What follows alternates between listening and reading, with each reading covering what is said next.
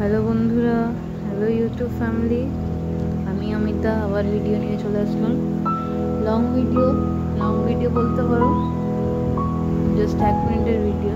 আকাশের ভিউটা খুবই সুন্দর লাগলো, তাই ভাবলাম তোমাদের সাথে একটু শেয়ার করি। তোমরাও ভিউটা দেখো, কত সুন্দর ভিউ।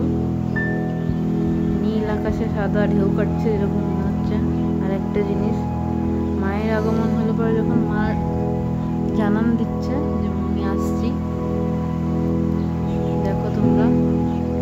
আর কদিন পরে কাশফুল শিউলি ফুটবে, আর বেশি দিন নয়। আশা করি তোমাদের ভিডিওটা ভালো লাগলো।